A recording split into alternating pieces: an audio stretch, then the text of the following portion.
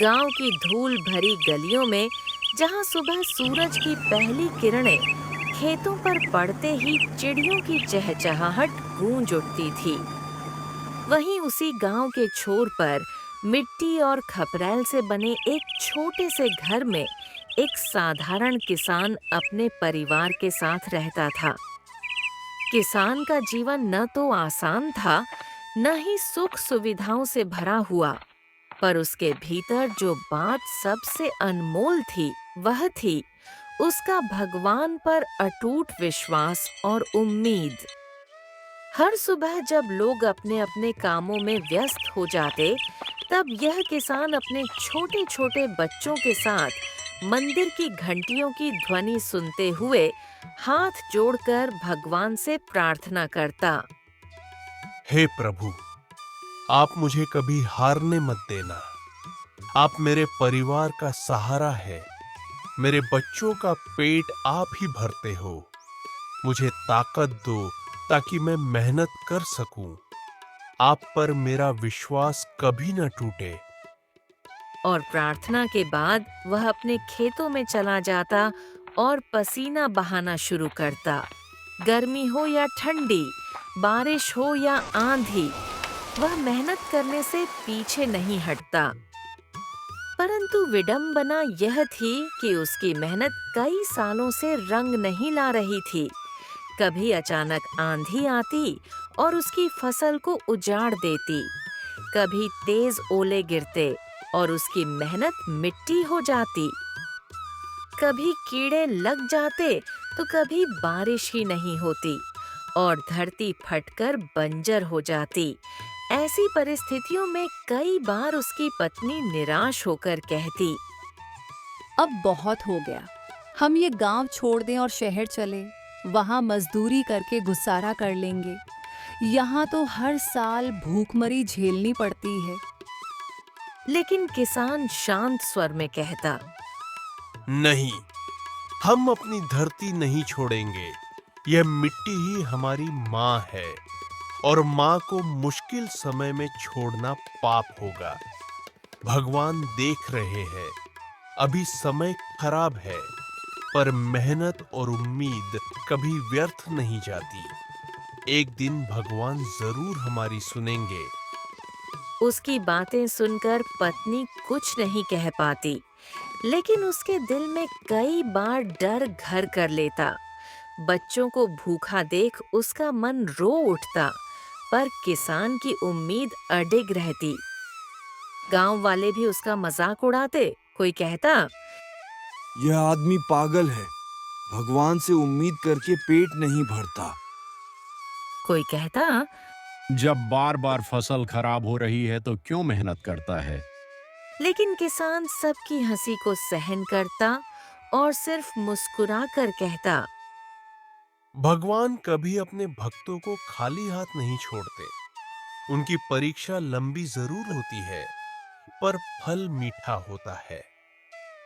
उसकी यही बातें धीरे धीरे बच्चों के मन में भी विश्वास जगाने लगीं और बच्चे भी उसके साथ खेतों में मदद करने लगे।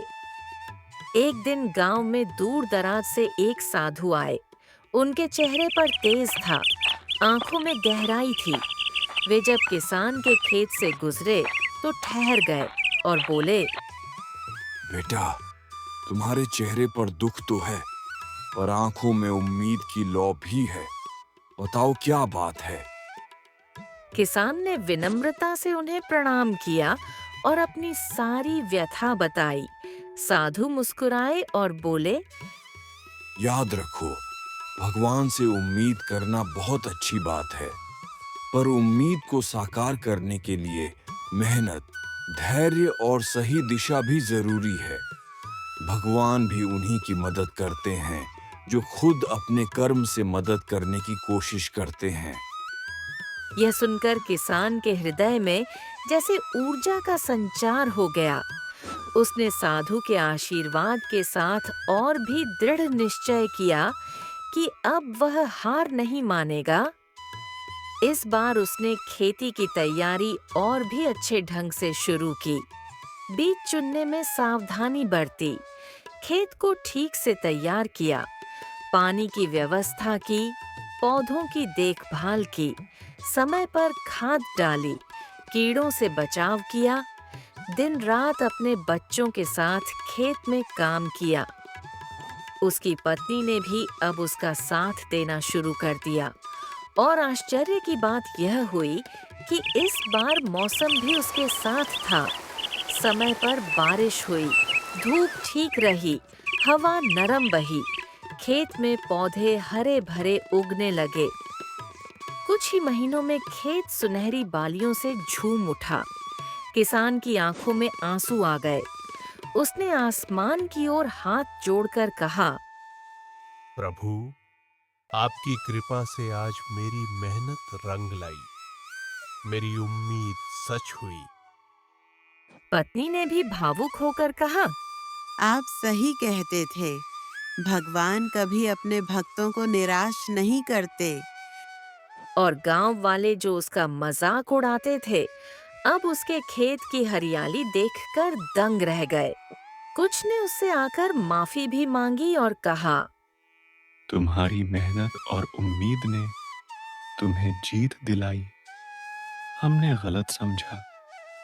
किसान ने विनम्रता से कहा, इसमें मेरा कुछ नहीं, यह सब भगवान की कृपा और मेरी मेहनत का फल है। जीवन में कभी उम्मीद मत छोड़ो, चाहे कितनी भी कठिनाई आए। उसके इस अनुभव ने पूरे गांव को बदल दिया। लोग अब समझने लगे कि भगवान से उम्मीद रखना सिर्फ प्रार्थना करना नहीं, बल्कि मेहनत, धैर्य और विश्वास को साथ लेकर चलना है।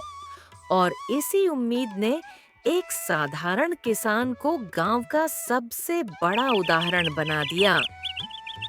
उस साल की अच्छी फसल के बाद किसान के घर में रौनक लौट आई। बच्चे खुश थे, पत्नी के चेहरे पर वर्षों बाद मुस्कान आई, घर में अनाज के बोरे भर गए, रसोई से भोजन की खुशबू आने लगी। लेकिन सबसे बड़ी बात यह थी कि किसान का विश्वास और उम्मीद और भी मजबूत हो गई थी।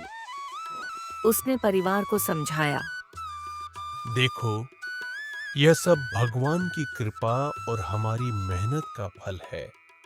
अगर हम बीच में हार मान लेते तो आज यह दिन नहीं देख पाते। पत्नी ने सिर झुकाकर कहा, सच है, मैंने कई बार हार मान ली थी, लेकिन आपका विश्वास ही हमारी ढाल बन गया। बच्चे भी गर्व से कहते, हमारे पिताजी सबसे बहादुर हैं, इन्होंने कभी उम्मीद नहीं छोड़ी। यह सुनकर किसान भावुक हो गया, पर उसके मन में एक और विचार अंकुरित होने लगा। उसने सोचा, जब भगवान ने मुझे इतनी बड़ी कृपा दी है, तो क्यों न मैं गांव के और लोगों की भी मदद करूं, ताकि उनकी उम्मीदें भी न बुझें। यही सोचकर उसने अगली बार फसल के बीज और खेती के तरीके गांव वालों के साथ साझा किए। उन्हें समझाया कि समय पर बुवाई, खेत की सफाई, कीड़ों से बचाव और धैर्य का कितना महत्व है। पहले तो लोग उसकी बात पर हंसते रहे, लेकिन जब उन्होंने उसकी मेहनत और परिणाम देखा तो धीरे धीरे मानने लगे। और अगले साल कई किसानों ने उसकी सलाह मानकर खेती की। उस साल पूरा गांव खुशहाल हो गया, हर खेत लहलहा उठा, हर घर में अनाज के भंडार भर गए और गांव में भूखमरी की जगह खुशहाली छा गई। लोग कहते, यह सब उस किसान की उम्मीद का असर है। लेकिन किसान हमेशा नम्रता से कहता, यह सब मेरी वजह से नहीं, यह भगवान की कृपा और मेहनत का संगम है। उसकी यह विनम्रता लोगों के दिल को और छू जाती। अब गांव में हर सुबह लोग मंदिर में प्रार्थना करने जाते और साथ में यह प्रण भी लेते कि मेहनत करेंगे और उम्मीद कभी नहीं छोड़ेंगे। धीरे धीरे वह छोटा सा गांव पूरे क्षेत्र में प्रसिद्ध हो गया। लोग दूर दूर से वहां आने लगे, ये देखने के लिए कि कैसे एक गरीब किसान की उम्मीद ने पूरे गांव की तस्वीर बदल दी। किसान सबको यही कहानी सुनाता। कठिनाई कितनी भी बड़ी हो, हार मत मानो। भगवान से उम्मीद रखो और मेहनत जारी रखो। एक दिन सफलता जरूर मिलेगी। धीरे धीरे वहां मेले लगने लगे, लोग अपनी फसल का आदान प्रदान करने लगे और गांव में त्योहार और भी उल्लास से मनाए जाने लगे। किसान हर बार कहता, यह सब भगवान की कृपा से है, जिसने हमें सिखाया कि उम्मीद और मेहनत मिलकर ही जीवन में सच्ची सफलता दिलाते हैं।